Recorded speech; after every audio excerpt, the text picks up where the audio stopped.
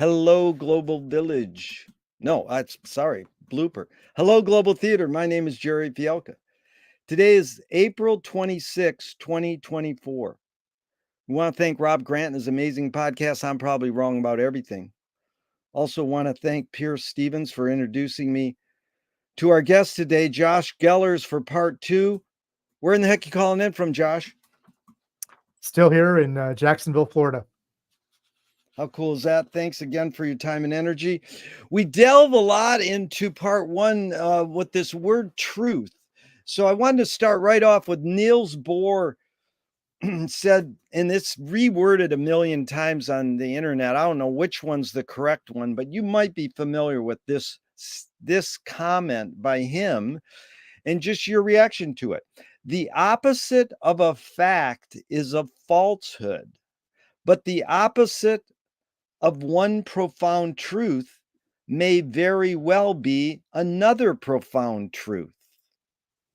I think that's a really good way of addressing kind of an issue in my field in political science, where there are some groups of scholars who believe that there are objective truths, and then there are others who believe that everything is sort of subjective.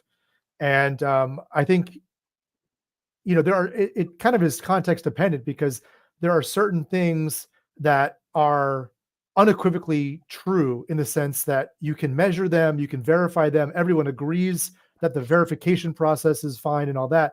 And then there are matters of opinion.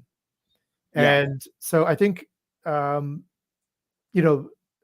of the problem is I think our society has become too comfortable challenging the things that are pretty set in stone and not challenging the things that are really up for discussion. Yeah. Context is really important. That's what it's about in a lot of ways. The environment, the hidden ground and the obvious ground versus the figure. And something else we touched on a lot in part one was just form and content. Mm-hmm. At one point you made this statement as the writer's obstacle, right? To know and challenge myself. You said something like that, and it was amazing. The writer's obstacle, the way to say it, not just what you're saying, but the way to say it. Mm-hmm. And another word that we delved into a lot in part one was empathy. So, I went into etymology and I found that empathy actually was modeled from this German philosopher kind of in 1908, in the late 1800s.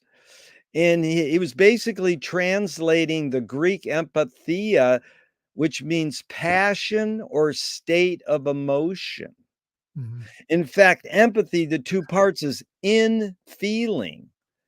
Then in the 20s, it became a term for theory of art appreciation that maintains appreciation depends on the viewer's ability to project his personality into the viewed object. Like, oh, I have empathy for Guernica, or, well, the great Guernica Mm-hmm. story where German government official is touring the art studios in Paris, and he walks into Picasso, who's finishing up Guernica, and the German government official looks at it and goes, "Did you do that?" And Picasso goes, "No, you did." Yes. So talk about, projecting a personality into a viewed object. So then it goes on in the etymology of the word empathy: fellow feeling, inner sympathy, sympathetic projection, semblance of personality. And I just a few more, because I'm trying to figure out how you use the word empathy in your field of political science. And Mm-hmm. the way you used it was like just bare bones. Hey, why in the heck are we in war? Why don't we get along? The bottom line, how do we make the world a better place? And this is Wikipedia. They say there are more, sometimes conflicting definitions of empathy that include, but aren't limited to, social, cognitive, emotional, that there's different types like cognitive empathy, emotional empathy, somatic empathy, spiritual empathy.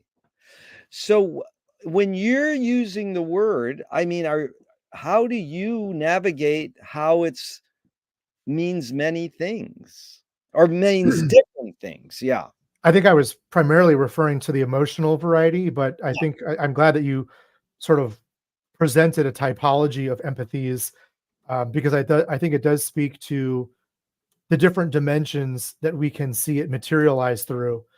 And in the context, I think I was talking about in the first part of the interview was really an people's inability to see themselves in others and to realize that they have common bonds, common struggles, and that they would be better off working on those things together rather than seeing themselves as sort of isolated atoms that are completely discrete from one another. And that gets to, I think, not to blow this all up even further, but the sort of Western tendency to individualize.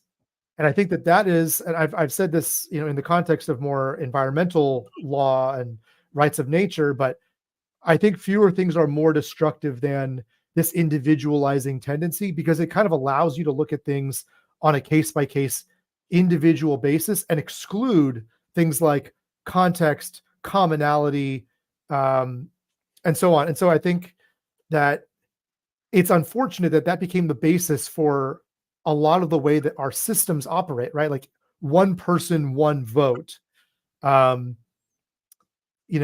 individual human rights, and disaggregating people from the environment, I think, is the source of a lot of the problems that we have today, whether it's Israel, Palestine, and seeing these people are different from me and we have different claims to the land and this country is right and this group of people is wrong, or the idea that we are somehow outside of nature and acting upon it, and what we do to it is of essentially no consequence, and we can merely technologize our way out of it.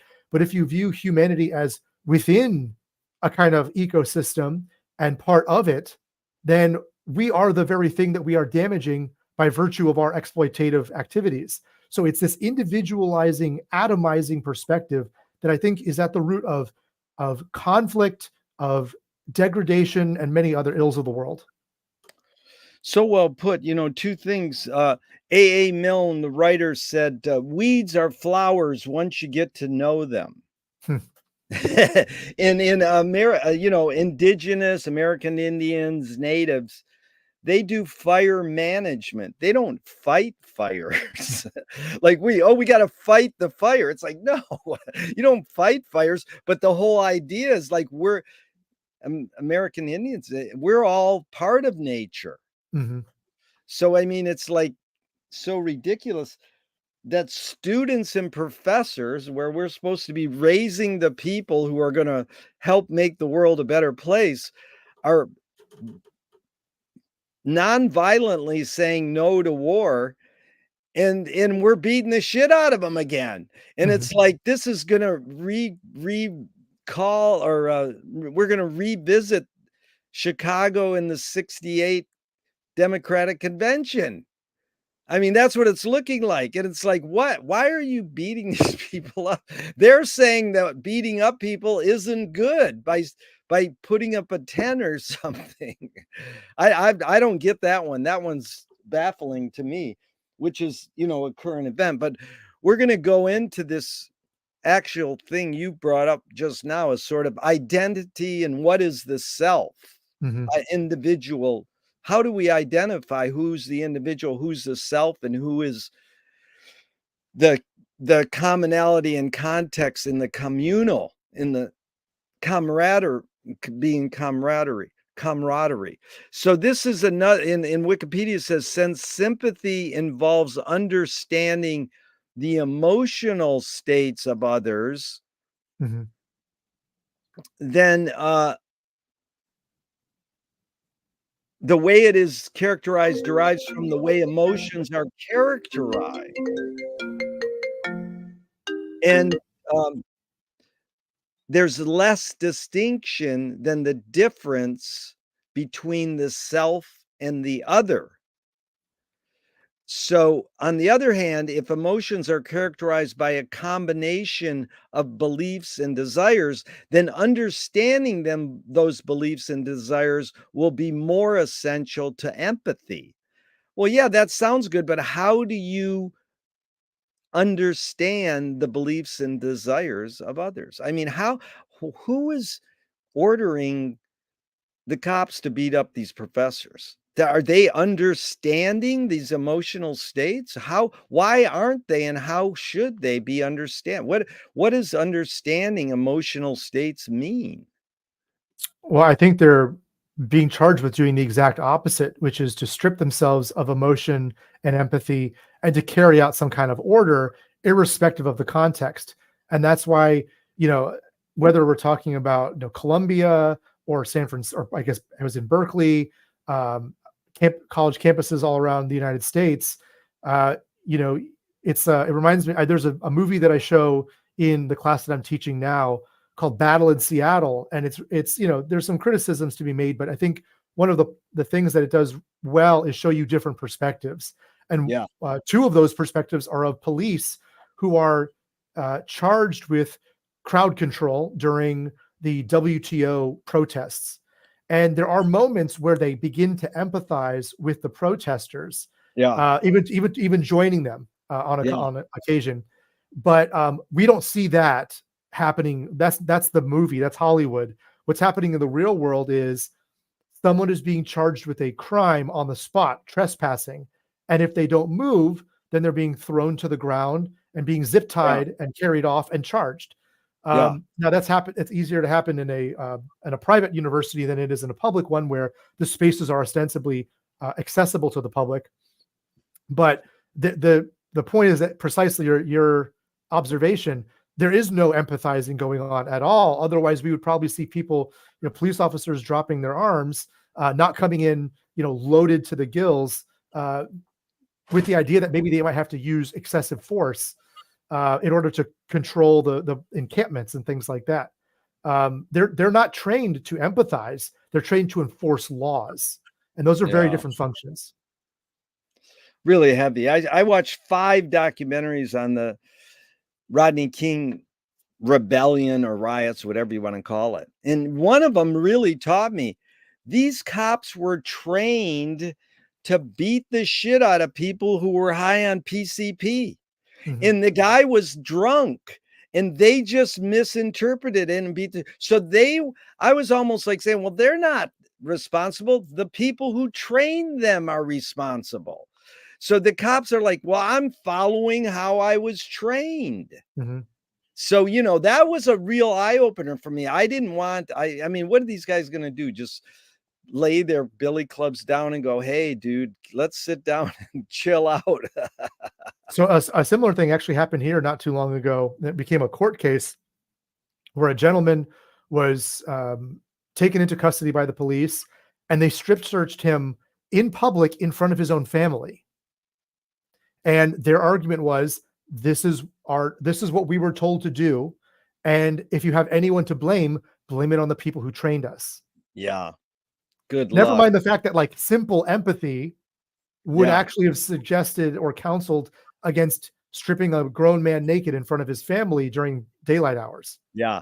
That's like my friends I'm a '60s anti-war activist, and, my friends say, "I support the troops." I go, "I don't support the troops. I don't support people who sign up to kill other people. Sorry."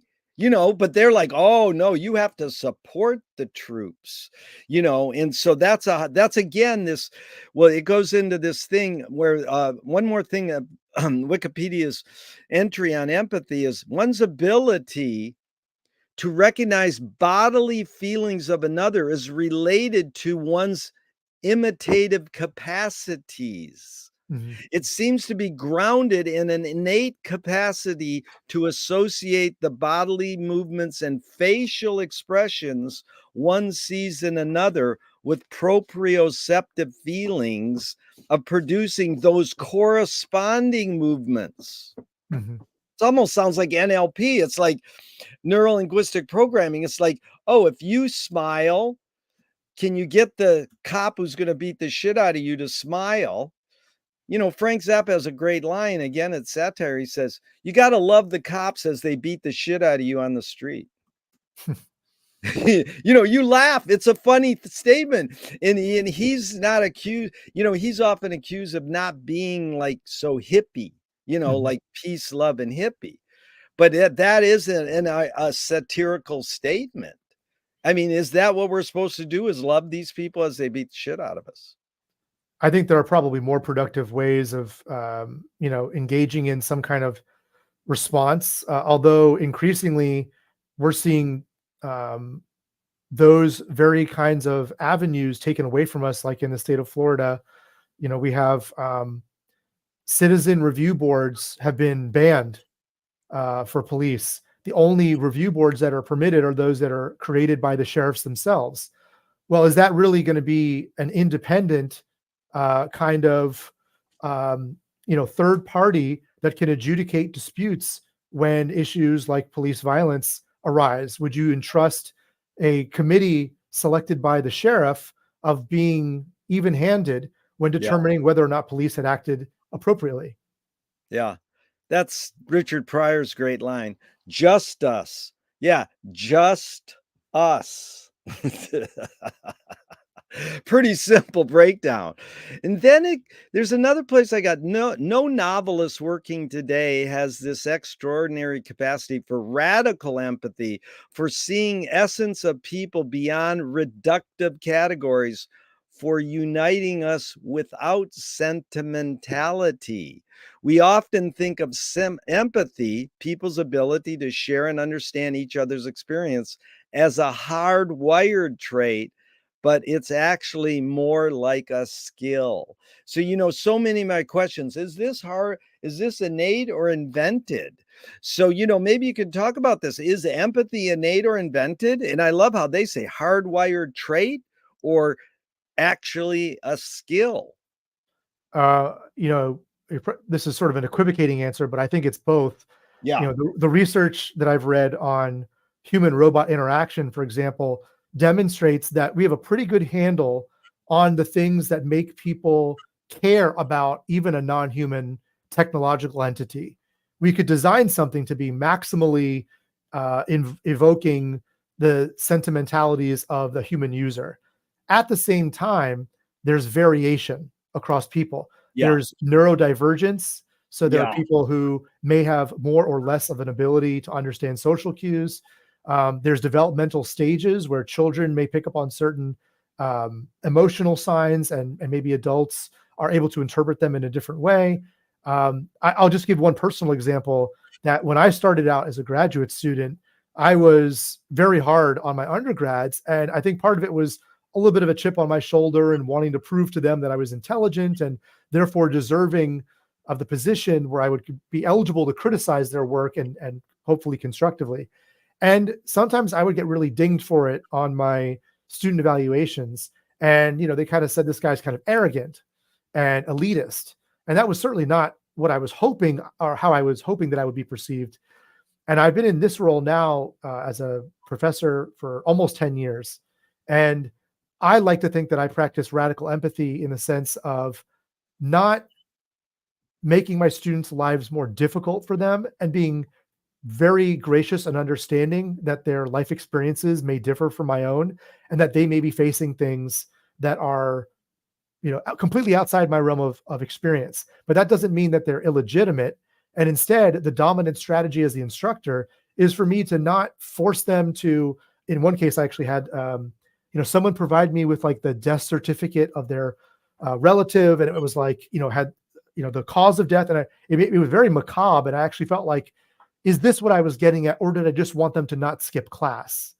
I don't want to be seen as intruding on their private life. I just want them to have make a good faith effort at doing their work as a student. So I kind of moved away from the arrogance, away from the elitism.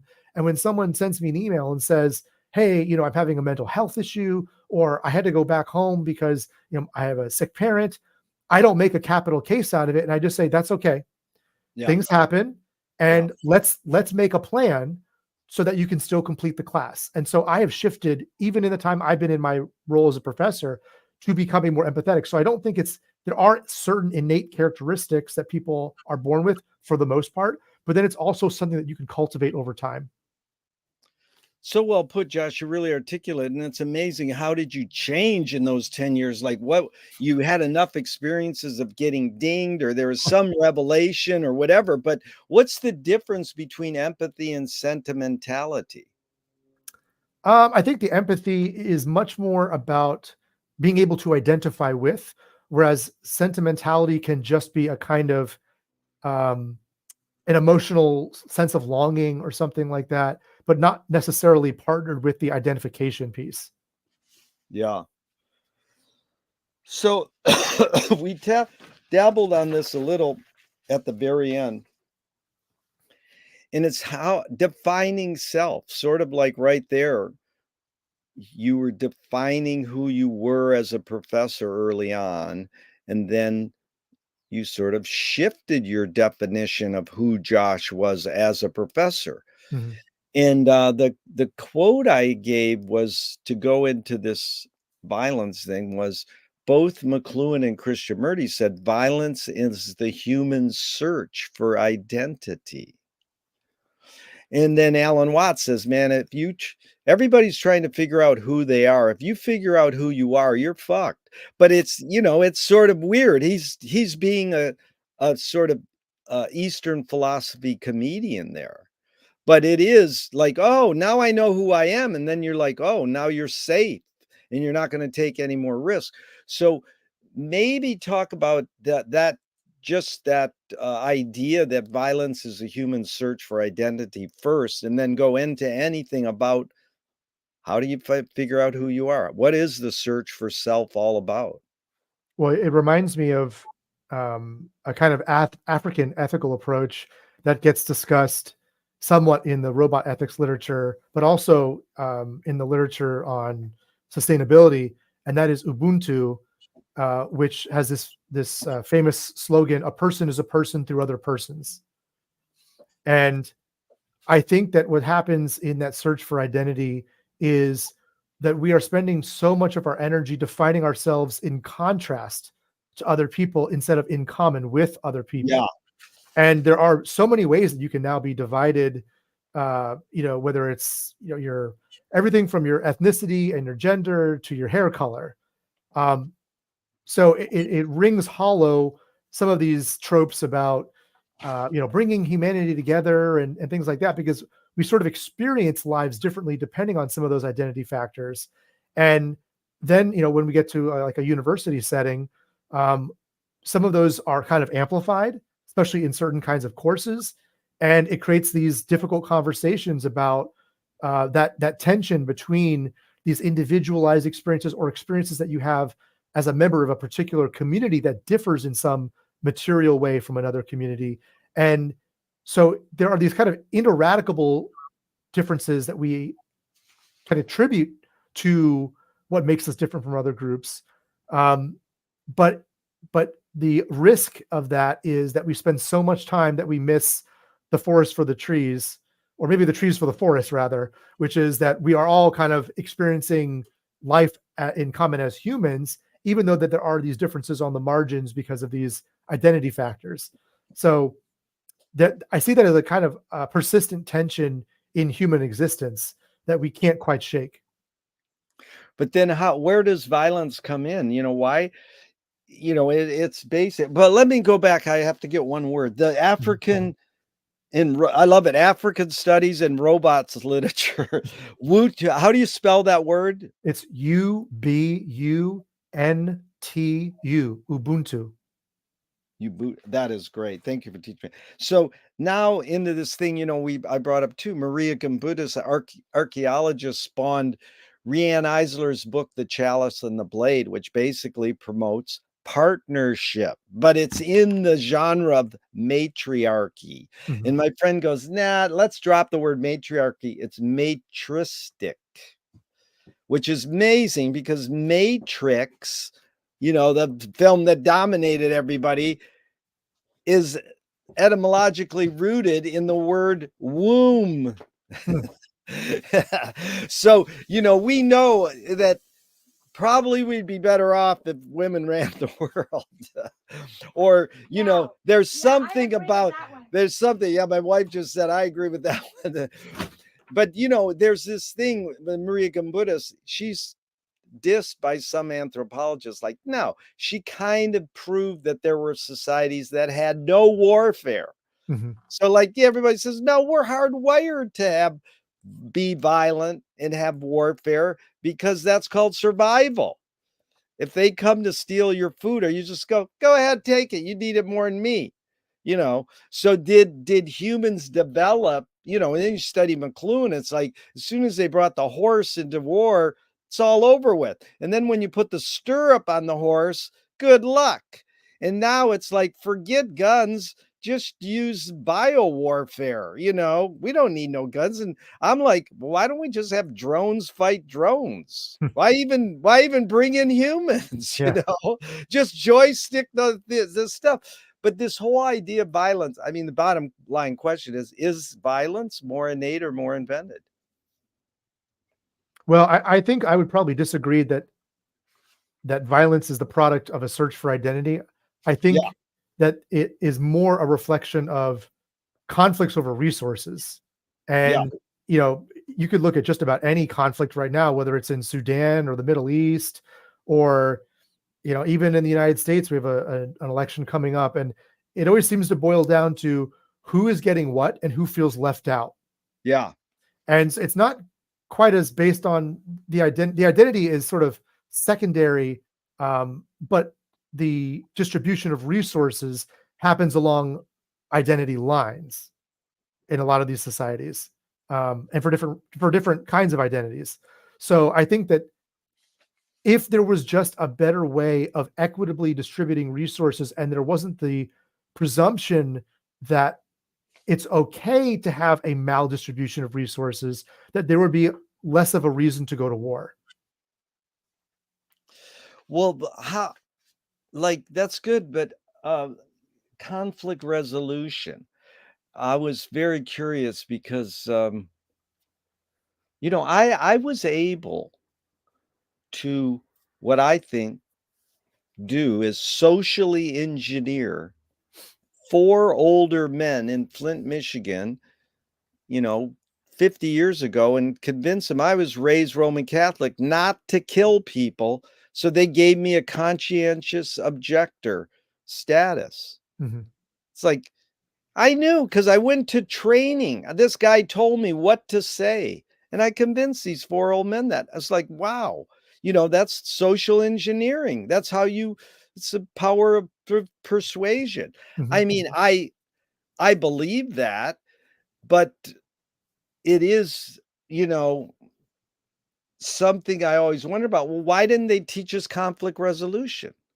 And then I said that to someone at a McLuhan conference a few years ago, and she goes, "I do. I teach conflict resolution."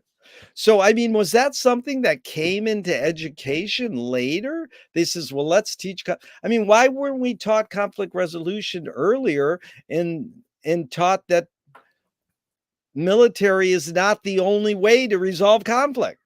So it's kind of funny you should mention that, because when I was in elementary school, one of the hats that I wore was as a peer mediator.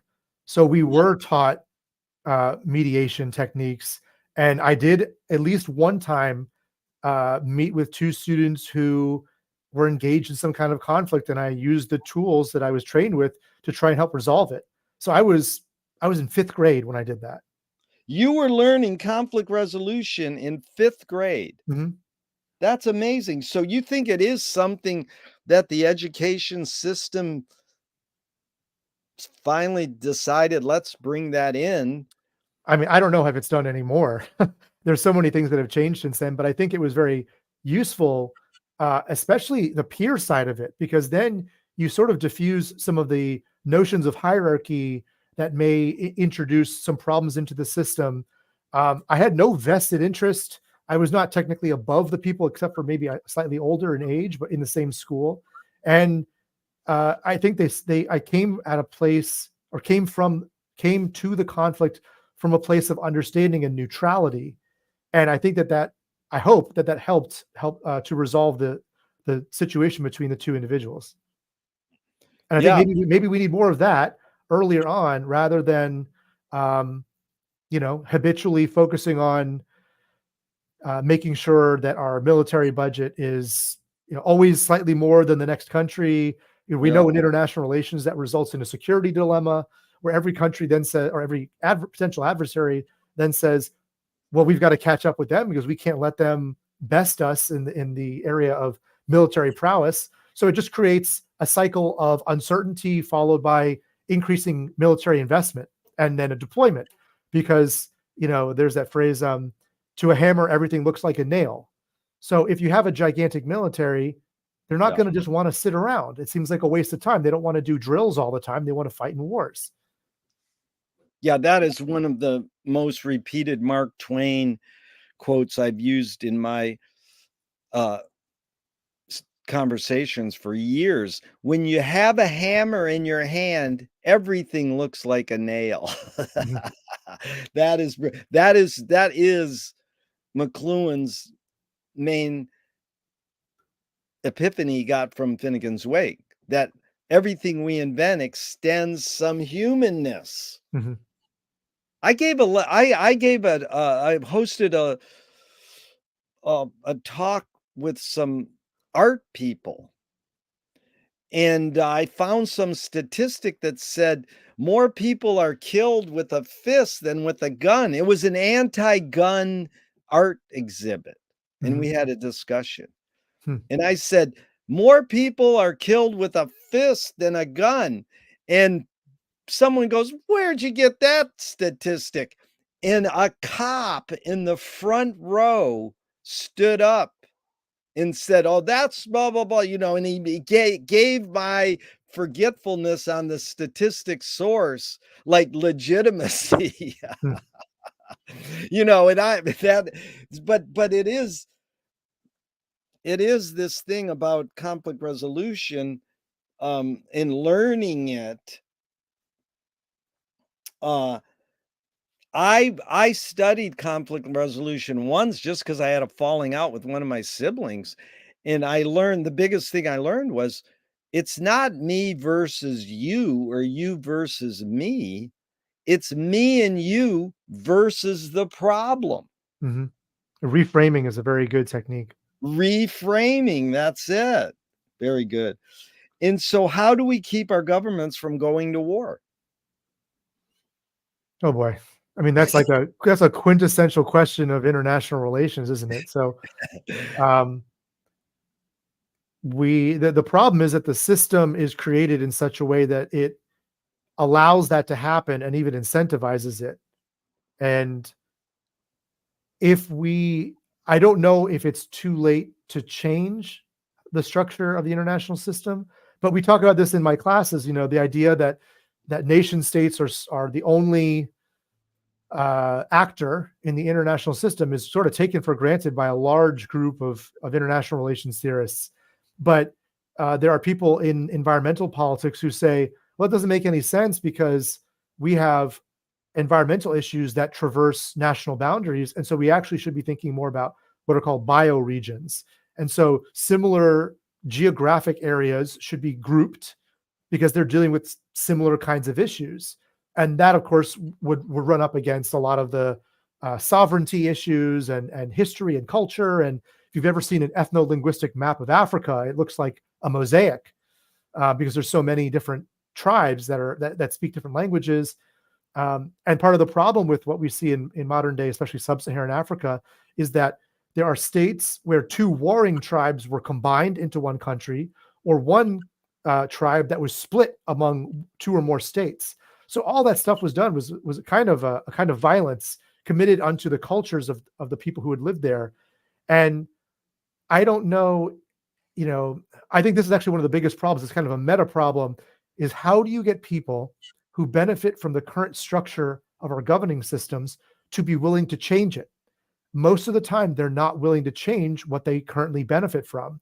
And the easiest example of this is something like campaign finance reform.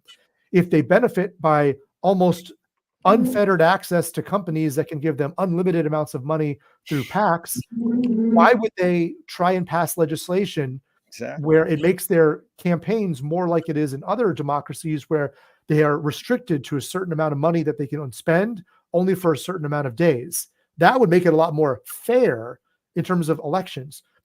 But neither Democrats nor Republicans really seriously want to entertain campaign finance reforms, because both groups benefit from it for different reasons.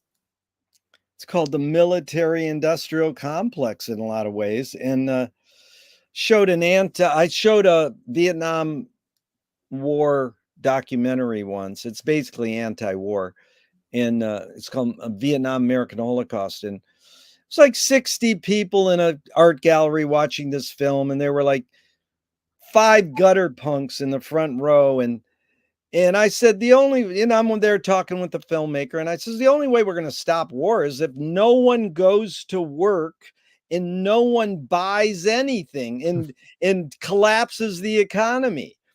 And all the gutter punks go, that's what we do. And I said, no, you don't. You buy potato chips. Everybody buys something. I mean, how could you ever shut the economy down? Because the war machine is the economy. It's the same thing with my big thing with Hollywood is or just film. Cinema is only 130 years old. It's not very old. Mm-hmm. It's the history of warfare. And it's brainwashing us to believe in romanticizing warfare. Now, I don't know. That's pretty heavy criticism, but I believe it. And, it's like a question I don't ask anymore, but cinema has been swindled by capitalism. Film as an art form has been swindled by capitalism. And one comment is, everything's been swindled by capitalism. Everything's been swindled by warfare. And even I forgot to tell you one little thing about your Battle in Seattle film, because I think it might not have been that one, but when WTO happened, the week it was happening, I got a VHS tape from someone who was there on the street the week it happened. When the Occupy happened, it took a year before the docs started coming out. Mm-hmm. And this one doc was like, boom, it happened, and they had a 20-minute doc already, and it ended with a comment. In order to save lives, sometimes you have to destroy property. Mm.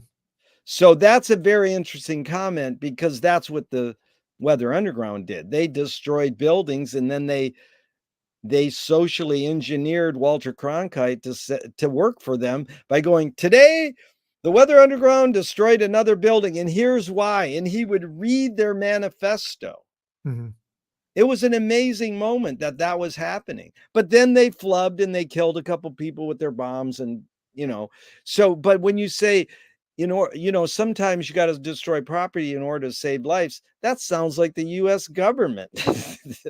Yeah, it's certainly not the mantra of peace advocates or something like that. And I saw this when I was in grad school. There were a couple of people that we had this conversation, because there were these there weren't riots, I don't think, but there were these demonstrations that resulted in the destruction of private property, especially like Starbucks, I think in the UK. Yeah. People were throwing bricks through the windows of Starbucks to protest capitalism. And it was interesting that in my classes, there was a kind of gulf that was emerging between two different factions. The ends justifies the means faction, and then the people that I was in this second camp, who felt that any form of violence is wrong, even if to prove a point, because there are collateral damage that is usually not taken into account, kind of like you're talking about with respect to the example you just gave. of the weather under, the underground. Yeah. So I'm, like, and there was someone who talked about it in terms of animal testing. And again, we were saying, you can be opposed to animal testing on for products, but if you blow up a building where animal testing is going on, say it's a cosmetic factory or Yeah. something, and there's this hapless janitor whose Exactly. job it was at night to make Yeah. sure that the place was clean, you might be affecting that person's whole family by them becoming the collateral damage of your ideological position. So I Totally. couldn't support any kind of violent retribution on the basis of ideology, which, by the way, that's kind of like the horseshoe theory, right? Where you've got the people on opposite ends of the ideological spectrum who both believe so heartily in the righteousness of their cause, and they will take to the same kinds of violent means to achieve them, not Yeah. realizing that they both possess the same conceit, which is that their perspective is the right one. So I would tell the eco-terrorist, that's exactly the logic that the Yeah.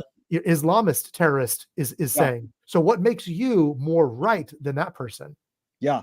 So well put. I always go, don't become your enemy. It was actually the horseshoe is the snake eating itself, the Mm. snake eating its tail. But it's also like when Trump got in, I goes, when are we going to storm the castle? And then they did. And I was like, no, that was the wrong. Wait a minute. And then when the Tea Party came out, Paul Krasner, who was like great political activist comedian, said, dude, these guys are doing what we were doing in the 60s, but I'm not for what they're doing. They're just using the same techniques. I mean, it really goes to a question I want to pursue with you is, did you read that article about how Jon Stewart spawned Tucker Carlson? Because Mhm. we got so much money put into Walter Cronkite telling us the news every night, and we trusted him. And then eventually Jon Stewart came along and got a lot of money to tell the news with a little different comedic slant, and got so much money, he really made an impact.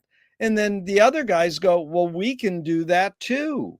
So yeah, he spawned Tucker Carlson, who happened to be a Grateful Dead head, and it was like, what? So, I mean, is he responsible for that shift? No, he's not responsible per se, but you better be careful on how this is leading actually to is there any difference between education and entertainment? Now, this is McLuhan in 57. It's misleading to suppose there's any basic difference between education and entertainment.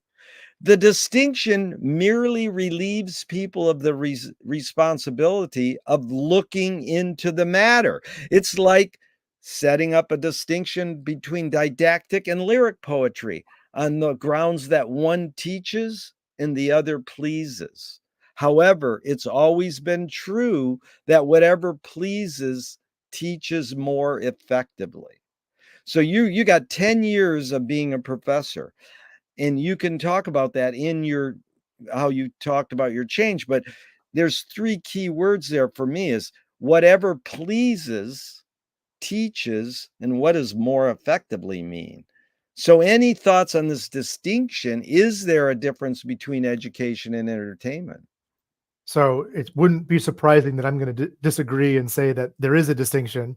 Yeah. And in part, you actually highlighted something that one of my colleagues brought up during a panel on AI in education, and it really stuck with me because she was trying. We had some people who said, I want to use it in my classes. How can I use it effectively?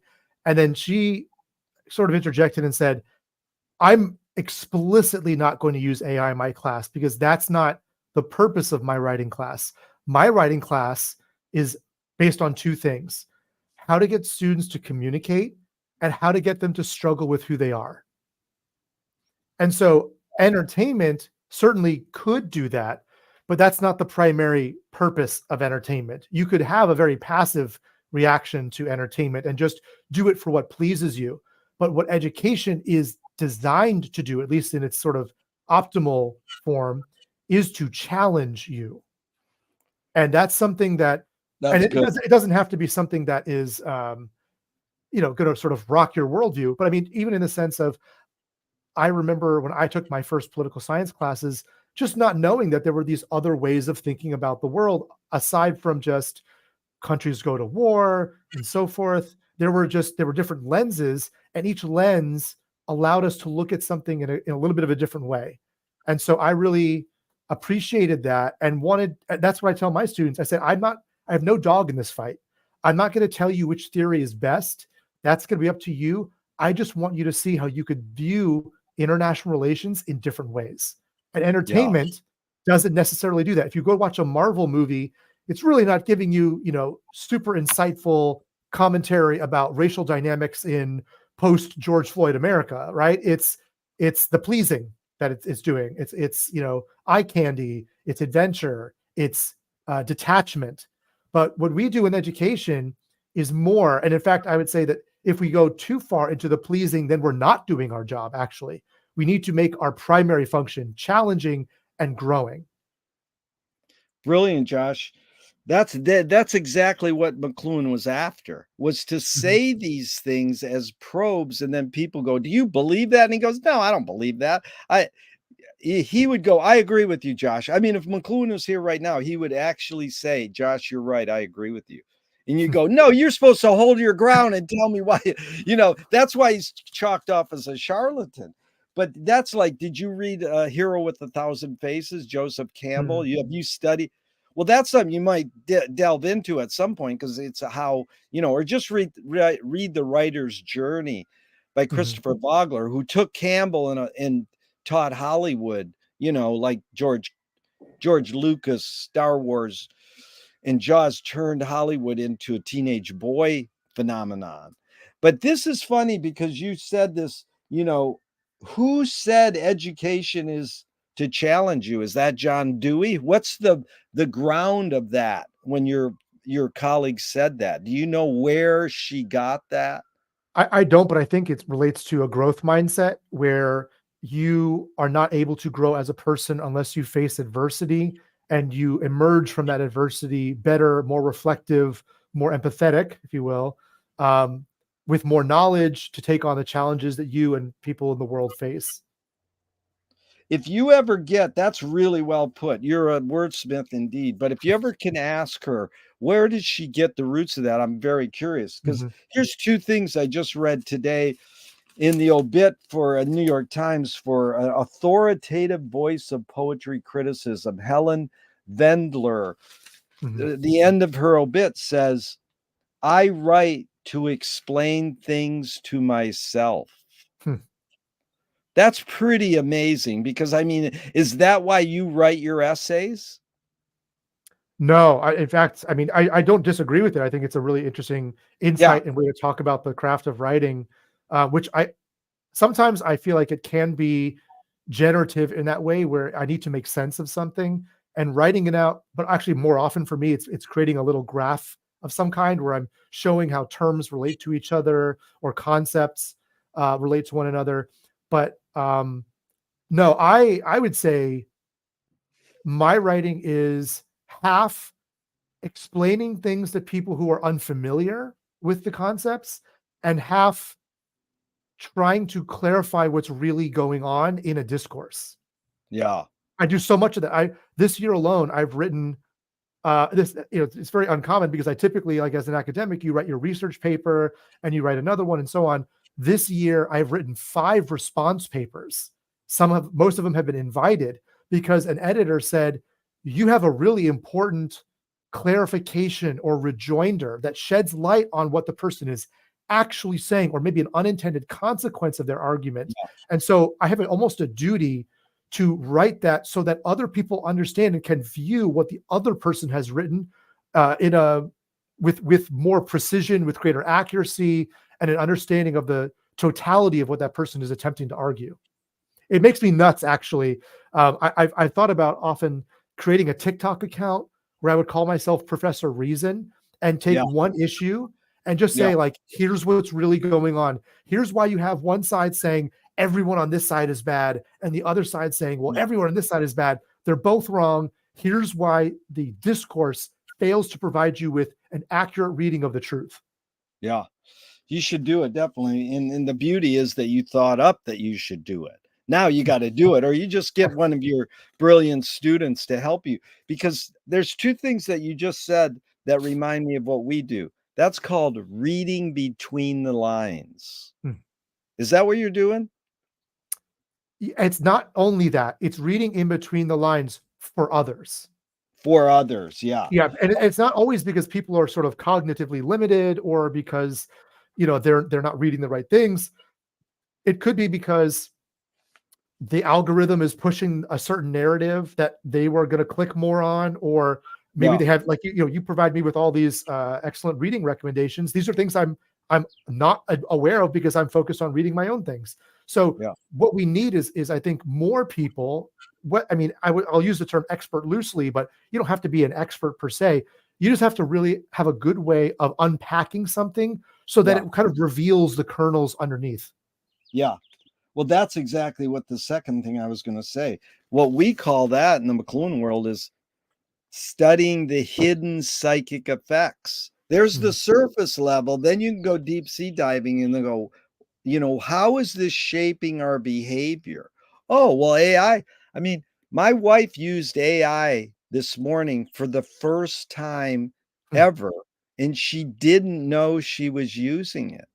Mhm. She was gonna hit. I says, "Well, did you search this in Google?" It says, "No, this thing came up, Meta." And she Mhm. asked this question and it came back. And then as we were talking, she asked another question, was amazed. And then she says, "Oh, you got this wrong." And her cell phone literally said, "I'm sorry, I got that wrong." And she was freaking out, like, "Oh my God, it just heard our response." Mhm. And then she says, "Well, what about the word, that movie, she or her? Yes, I cited it in my book. Yeah, Which one is it? She or her? her. Her. And It's a then Spike he's Jonze movie. Yeah.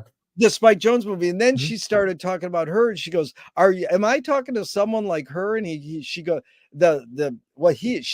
my wife started using it as a he. I was like, Mhm. "That's mansplaining."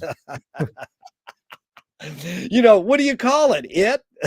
It just said, "No, I don't have opinions." Mhm. No, Susie asked, "Did you like the movie Her?" And it said, "I don't have opinions." So that's kind of an ethical guardrail that's been implemented because earlier iterations of generative AI would give you some kind of response, and it would be seen as biased, right? There Yeah, was a tinge of bias, whether it was yeah, left leaning or right leaning. And yeah. then the companies come in and they overcorrect. And now it says something like, I'm just a simple, artificial intelligence. I don't have any opinions. Please ask me something that's more of a factual question. Have you used AI since it came out? Oh, extensively. Yeah. Oh, extensively, okay. Hmm. So, here's the other one you touched on that Hmm. I just found today too. This is Bertolt Brecht, Hmm. great playwright, asked the great actor, filmmaker, Charles Laughton, you know, "Why do you act? Why are you an actor?" Because people this is Charles Laughton, "Because people don't know what they are like, and I think I can show them." That's interesting. That is heavy. Because have you ever seen Night of the Hunter? Mm-mm.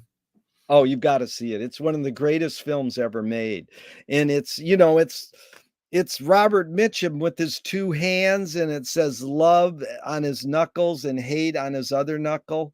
Hmm. It's a iconic thing people put tattoos on, Hmm. but it's Robert Mitchum as a evil kind of preacher who's trying to rip off these kids who have this, uh a lot of money that they're sort of hiding, and it's an amazing thing, and it's Lawton trying to go from being an actor to being a director, and then the film failed, and he had blew him out, and in retrospect, it is easily one of the 10 greatest American films ever made. Sorry to go on, but it's basically this whole thing that Igor Stravinsky said also, "Most people don't know what they like what they know." Hmm. So it's sort of like, how do you, my friend calls the 3 T's of music: taste, theory, and technique. Mhm, Theory and technique are 2 things you've mastered. You've in poli-sci, you've mastered theory, you've mastered technique. How does one acquire taste? How mm, did how did you go to you're trying to present your students down the line and say, "You decide," but you mhm. still have an inclination. Is bias hardwired in you, or how did you acquire that? Well, so when I'm talking specifically about international relations theories, I do have a bias, but the bias is one that is issue specific. So my argument is there are some theories that do a better job of talking about certain issues than others. So I'm not, there are people whose whole careers are spent as a kind of dogmatic adherent to a particular IR theory. You're a realist, or you're a neoliberal, or you're a constructivist.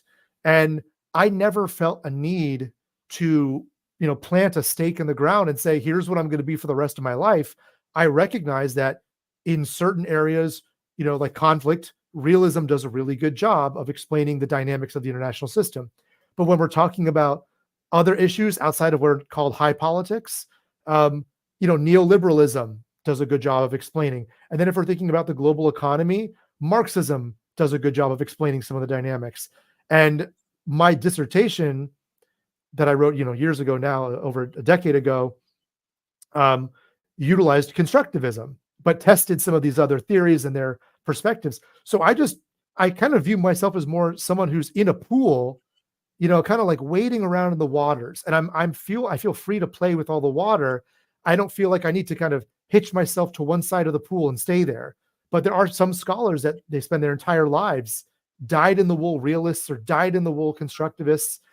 So I for sure there are people who they're drawn to a certain inclination, whether it's a theory or they're more of a qualitative person versus a quantitative person.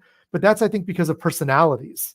There are people that they see the world in different ways, and so they're naturally drawn to, well, this theory, provides this kind of an explanation, or I really like the order and certainty of quantitative approaches. So it has a lot more to do with kind of, I think, your personality and what you like than with any sort of inherent bias toward a particular theory or Yeah. epistemic inclination. But it's still, how do you acquire the taste to pick that? Because maybe I said this last time, but what McLuhan calls it, what you described, is it similar? Suspended judgment. That Mhm, understanding is not having a point of view. mhm. That you're going for the big picture. It's called you recognize the patterns, and then you understand comprehensiveness. You see the big picture. There's many, Mhm. the multiplicity. How did you decide to be a suspended judgment guy? You know? I think I may have touched on this maybe in the first interview, but Yeah, I think I really credit my parents yeah, with their perspectives and their lines of work. yeah, So, I didn't grow up in a household where I had an engineer and an accountant or a doctor and a lawyer. yeah, My dad was a mental health therapist, and my mom was at first a probation officer, but then most of my life she was a middle school media specialist. yeah, And you just get comfortable. I mean, there were certain ethical values I think we were taught, but outside of that, exploration, individuality in terms of like pursuing our own interests were yeah, things that were cultivated, and golden rule type stuff, and growing up in my best friend was Catholic and my next door neighbor was Catholic. So yeah, you're right there front and center with people who have a very different background. And they have different religious beliefs, different political beliefs as a result of those religious beliefs. And so it gets back to this thing of empathy that I think I was just more comfortable. I grew up in a yeah, very liberal, very diverse area of South Florida. And, I met people in college who like had never met a Jewish person before, had never met a black person before. And I found that disturbing, but it also made me realize that I was kind of privileged in a strange way because I grew up in an environment where diversity was really the standard, not the exception. Amazing. So, Josh, I'm again going deep into the word archive etymologically. It means 1400s, to keep safe, free from harm. 1600, 200 years later, records preserved as evidence. So the basic question before I do a little more setup is archiving more innate or more invented? And do you have plans for your own archive? Hmm. So, Baudelaire said, if you try to make a statement long, deep, and rich, it will age very fast. If you try to only own the day you're talking, it will last forever. That's from Norman Klein's book, History of Forgetting. He said, the modernists tear down how we retrofit our mistakes. Or to put it in rock and roll terms, David Lee Roth said, here today, gone later today. So, why worry about the past? Isn't the whole point of life to live in the present? Be here now. Wyndham Lewis said, artists live in the present and write a detailed history of the future. Mhm. So, of course, I know, it's important to have history and repeating mistakes and all that, but there's something deeper there. What is it? Isn't it more important to live in the present? Like what the Egyptians saved stuff in their coffins. Is it innate in humans to save all this stuff? Because I mean, look at you got all those books in your back. I'm sure you got notes that you kept to write your dissertation. You might feel obliged to keep them in a box in your garage, but what if you died? Does your family go, well, we want to put this in a college archive because it's important, or are they just going to throw it in a dumpster? So, it's two parts, more innate or more invented archive. And do you have plans for your own archive? I think generally speaking, it's innate because humans are sentimental and memory is so important, especially if you think about cultures that have existed largely on oral histories, where they run the risk of erasure if people don't know the stories. And I think that is something that's a near universal trait of human cultures, is the desire to perpetuate cultures um, into the future as a way of honoring the past. And then in terms of myself, um, yeah, I joked years ago that when I was in my 20s, I kept a journal and would write my feelings and thoughts about certain issues, everything from politics to music and so on. And I joked that it was going to be called Joshphilosophy, and it was going to become a little volume. But in all seriousness, the way that I think about it now is that there are kind of two registers that are archiving automatically. And those are the pictures I take on my phone, which are saved because of my subscription to Google, in part because I have a daughter and I want to save my pictures and be able to look at them. Um, so those are kind of always there on my phone, which that capacity did not exist when I was a child. When my dad used to go on family vacations and would carry along a briefcase, which was a VCR or a videotape recorder, right? And we'd bring that around, this thing he would have to, stuff on his shoulder to try and get, a few minutes of a family vacation. Now I can just hold the phone and get any moment of the day. And so the amount of memory that is captured on technological devices is really unbelievable, and also allows that to happen very smoothly because it's right there. It's very accessible in terms of recording and saving. And then the other thing is, by virtue of what I've published, I have a Google Scholar account, and so I can see not only the record of what I have published, and Google Scholar, by the way, is not the only one. There's academia.edu, there's ResearchGate, there's others that are out there, but I can see who has cited my work. Yeah. Which has been another thing that you would never know in the past. You would never know who's citing work unless you picked up a physical journal article and found your own name in it. So those two things are happening automatically now. So I don't have to be quite as deliberate with my efforts to archive. I don't think I have anything super important to say that I need to kind of create an archive for. I think that my digital footprint is doing a lot of the heavy lifting for me. It's really well put. Again, you really articulate and concise digital footprint. But what if the cloud or the internet is shut down? Then what do you do? It's all gone. Does it matter? Well, the irony is I probably would only have, pictures from my youth that are in hard copy format in my parents' house. That's Right. really the only record of me that would exist. That and maybe some, birth certificate and something like that. Right, but I mean, do you think it is possible that it could shut down? Sure. I mean, we've seen even right now temporarily, but think Yeah, about how much people freak out when there's like an AT&T yeah, issue temporarily, or Facebook won't let you log in. People yeah, go apoplectic over it. yeah. Oh, well, that's like when we had electricity, it's called a blackout. You know, the most amazing thing that happened when you had blackouts? You talk to other people. No, you had sex, babies were, born. I mean, the seeds for the babies were planted. Mhm, That's like well, that is something McLuhan talked about a lot is a media fast. Like if mhm, you did not use your cell phone for 1 day and all your students did not on purpose, then the next day you have a meeting and go, what happened? mhm. You can help figure out. Like if we had no war for 1 day, what would happen? The hidden ground to everything that's happening is electricity. You have no electricity for 1 day, people would die because there are people hooked up to machines in hospitals. So, would you be willing to figure out how electricity shapes our behavior by fasting from it for 1 day? And they go, So no. Yeah, go ahead. I'll say two things. One is a colleague of mine has written a book on the history of electricity. Her name is Jennifer Lieberman. I hope I'm not going to butcher the name of her book. I think it's called Power Lines.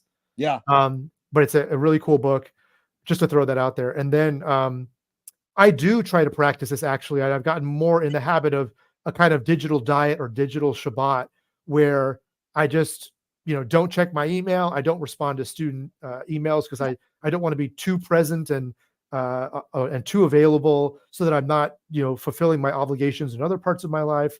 So I try to the extent possible to do that during the weekends at least. And, yeah, I'm certainly not perfect or anything like that, but what you realize as a result of engaging in that kind of personal experiment is life goes on and you're not kind of checking, for your dopamine hit of did someone like what I say? And there's also, the emotional lives that we live in the devices also kind of wash away and you're sort of um, emotionally unchained to kind of, I think, experience things in a more authentic way. yep. Jean-Luc Godard told Michael Moore when he premiered Fahrenheit 9/11, this film's going to help Bush get elected. Now, it didn't help Bush get elected per se, but it galvanized pro-Bushers. Mhm. With this slew of political documentaries over the last 20, 30 years, do they more activate or more pacify? So I would say that's a great empirical question. I know someone who has done research on the effectiveness of documentaries to inspire behavioral change. And she actually, I think she lives in Venice.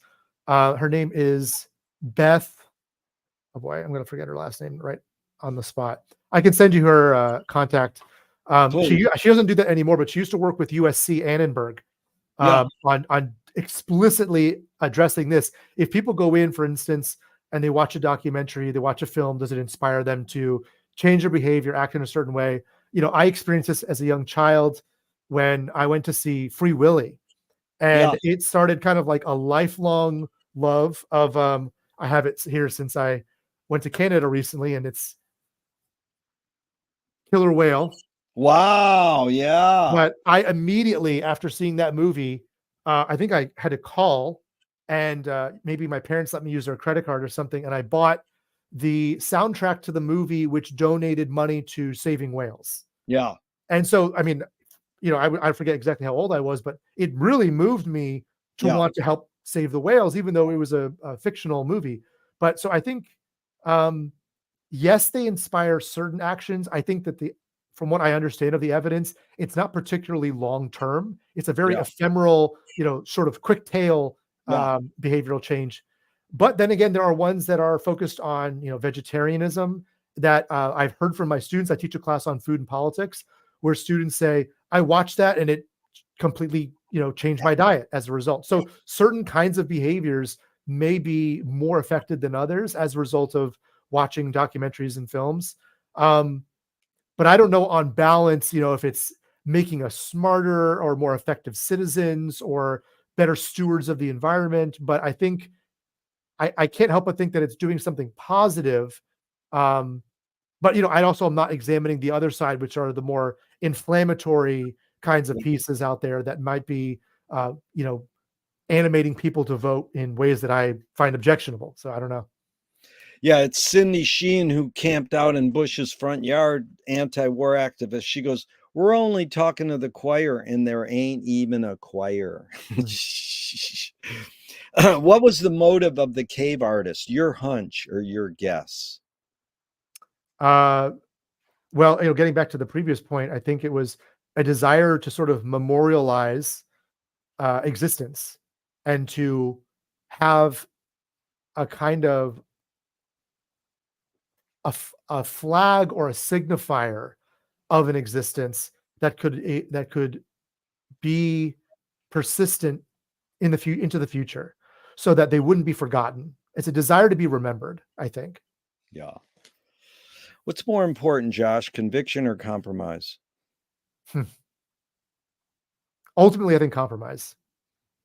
I think compromise is the output of empathy, because you realize that the other person has a right to their perspective.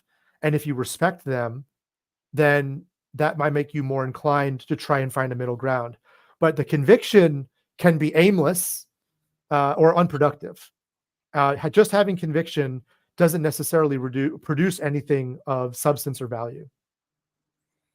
There's no right or wrong answers, but that one you got right, Josh. Okay, so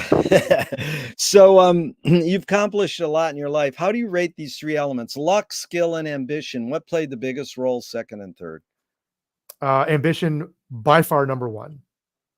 Um, I from an early age, for whatever reason, I've even looked at my old evaluations from when I was like 6 years old, and indications of leadership proclivity.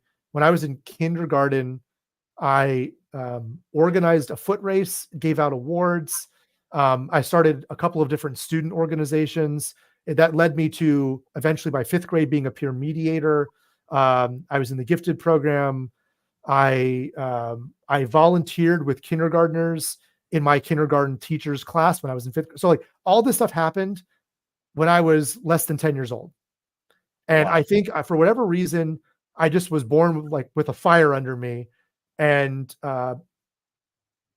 wanted to not be famous and not, just have like some kind of impact on the world or change the world or something. But I always felt almost like a responsibility to do a lot. Wow. And I don't know where that came from. I know that not everyone feels the same way. In fact, my wife is almost the opposite. My wife is, on the front lines working with students, doesn't care about recognition, does it because it's good and because it helps. And so I think that we are very different, but we sort of balance each other out because we represent these two different sides of the coin. And society needs both of those kinds of people, the selfless people who are doing it, who are in education, who are working on the front lines of medicine because they want to help people. And then people like me, who I fashion myself kind of like a Jeffersonian elitist who thinks, by God, I've been given these gifts. I've been given skills. I am ambitious. I should use this for some good. I should not just sit on the couch and let other people speak on my behalf or make decisions. I should be in those rooms making decisions. I should be influencing the course of history. And again, not everyone feels that way, and that's totally understandable. But I just, for some reason, have always felt this like compunction to be memorable and to do great things. And that's not something that my parents taught me. My parents are too, they worked in the public sector. They were, working with mental health patients or middle school students, and they never wanted to be, CEO or principal or anything like that. So I can't say that it's actually nurture. I think seeing with my brother too. I mean, he's very successful in his own right, but he doesn't have the same kind of fire to be in the media and have your perspective shown, write op-eds, do podcasts, do video. he's not out there doing all those kinds of things. So I think a lot of it is like 80% ambition, 10% luck, 10% skill. Wow, that was so articulate. I got to tell you the history of the question. Mhm. So for years, I got it from Christy McKenna. Is ambition based more on fear or joy? 80% of people would say fear. Mhm. Then I read William Friedkin, director of Exorcist. He said, in Hollywood, it has nothing to do with skill or luck. It's all ambition. So it's funny because some people say, "Well, I don't like your three choices." It could be purpose, Mhm. destiny, necessity.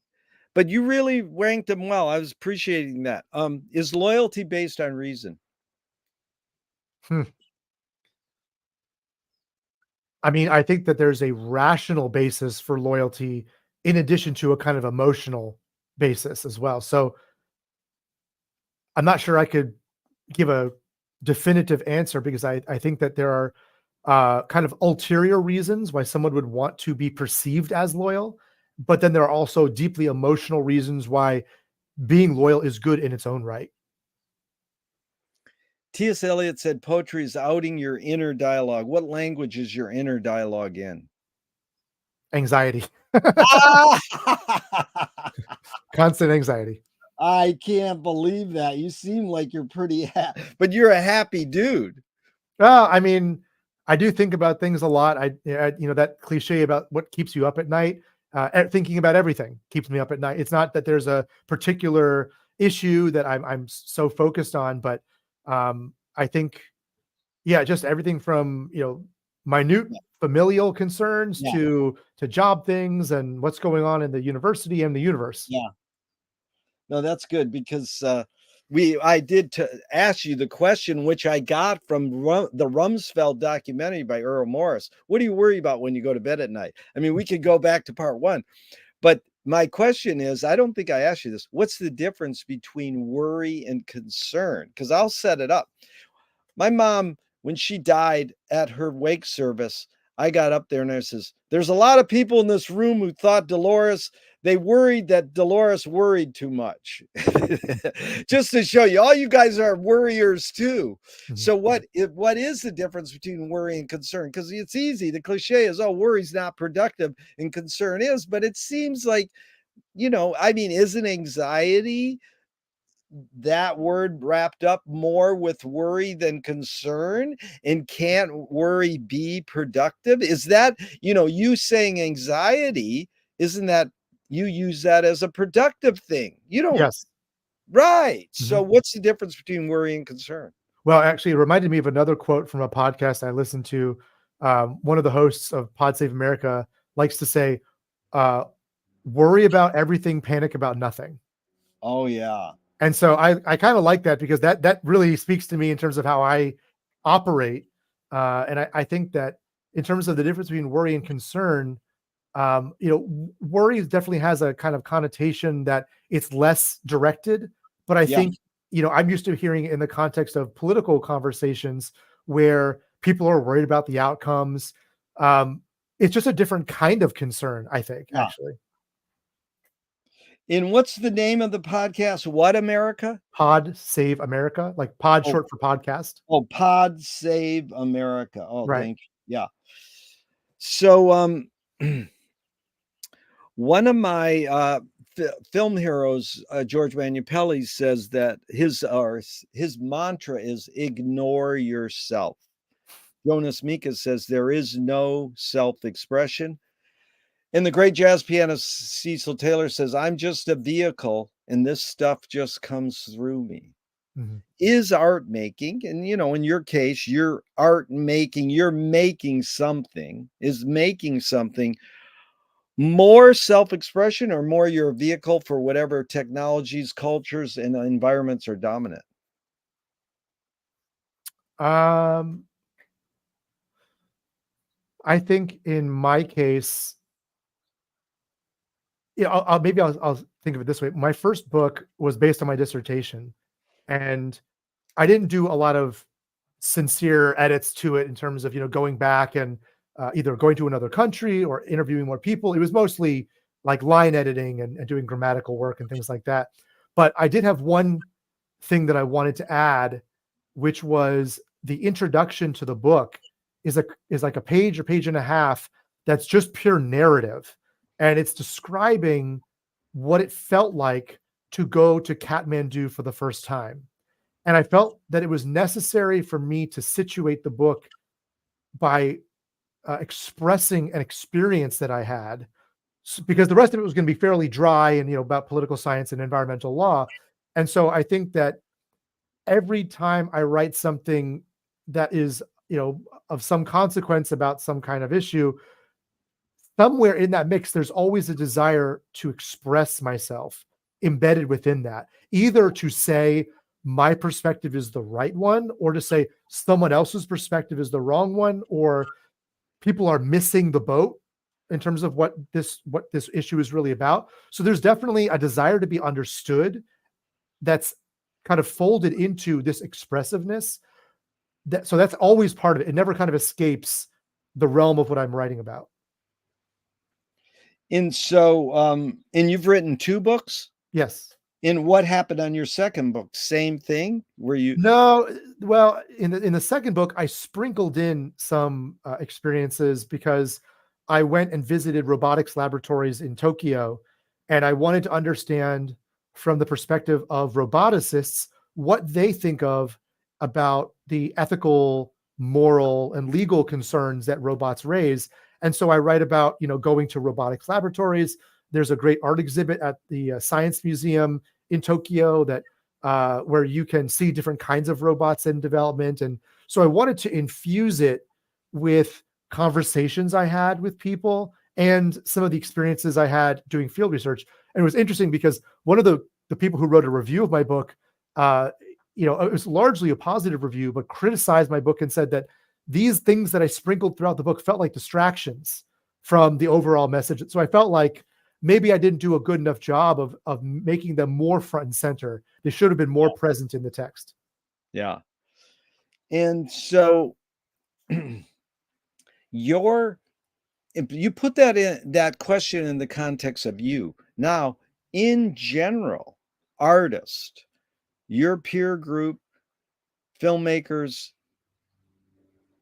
painters, writers, poets, are they more self-expression or more vehicles for whatever cultures, environments, and technologies are dominant? Well, I'm fortunate that I met my wife at her previous school, which was an art school. And so I got exposed to a lot of art. And one of her family members is a famous artist. And my impression of being around many more members of the artistic community in my career than earlier, even though my mom is sort of an artist, is I wouldn't say pure expression, but because of course they're being influenced by what's going on in the world. But a lot of it is that they have a voice and a lens with which they are communicating what's going on in the world, and the expression is the avenue for delivering that. So they could think about it, I could write about it, but what they're doing is translating it through the lens of their own experience. And so I don't know if you could have the art without the expression. Can art making be egoless? Only if it's done by AI and you're not doing it yourself. But let me challenge you, Josh, because most people go, no. And about a year ago, a woman said,